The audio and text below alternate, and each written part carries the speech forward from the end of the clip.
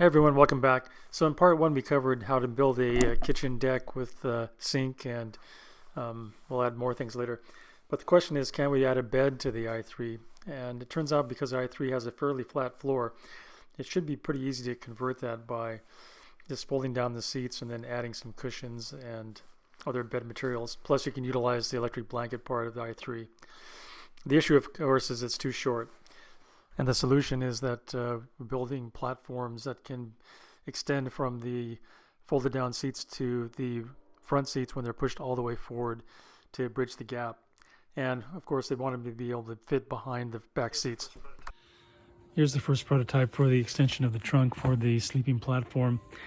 So it's basically a bracket here that's been bolted on to a piece of plywood which was cut to the size of my scrap plywood that I had. Some rubber cushions so it doesn't scrape the back of the seat, and some Velcro so it can attach to the back of the trunk platform to keep it from moving and being stable.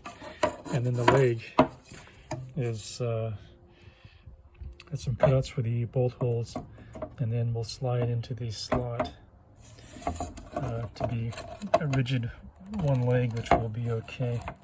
It's a little tight for one arm. There's cutouts for the bolt head. That's one of those cutouts.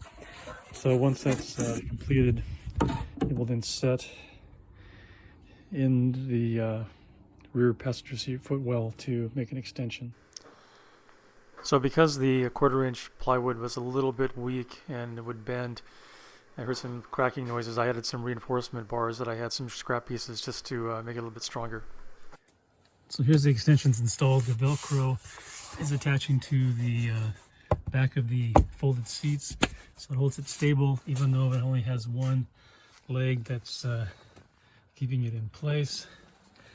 The pads here to make sure it doesn't scratch up the back of the seats, and it's in place. And then there's the opposite, the one in behind the driver's seat as well, with the seats all the way forward. And then you would put the pad over the top of that. And now you have a fairly long sleeping area in the back of an i3, even though it's really small. And you can see that even with the kitchen in place, that there's still room underneath for your feet in that area. So the other reason for the one-legged design is because there's quite a bit of room for storage underneath of the platform. So some of the bins and portable toilets could fit underneath in this area when in sleeping mode. So again, the other advantage is with this design you can fold everything back to normal when traveling, including the back seats. So the overall length from the back to the front, full extended here, is about 68 inches. So it's really tight. But if you're under 5'8", laying straight, and if you go a little bit diagonal, you could probably go much more than that. So it's doable, but it's definitely tight, but it's doable. So I picked up 2 sleeping pads off of Woot that were on clearance, and the sizes were just about the right size to fit across for 2 sleepers in the back of the car, and they were really inexpensive. So here's the size, and they're also very lightweight. So the width is enough where if both seats were folded down, you could have a full width bed for 2 people that's cushioned pretty well.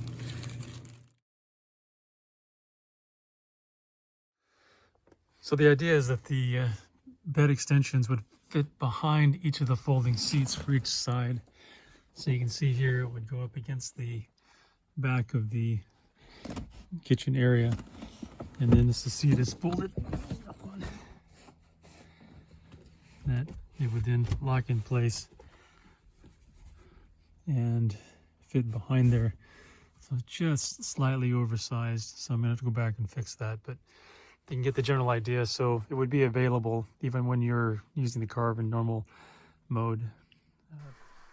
So if you enjoyed this, there's part 3 and part 4 that's coming that will cover some of the kitchen appliances and cooking strategies for the MIcroCamper.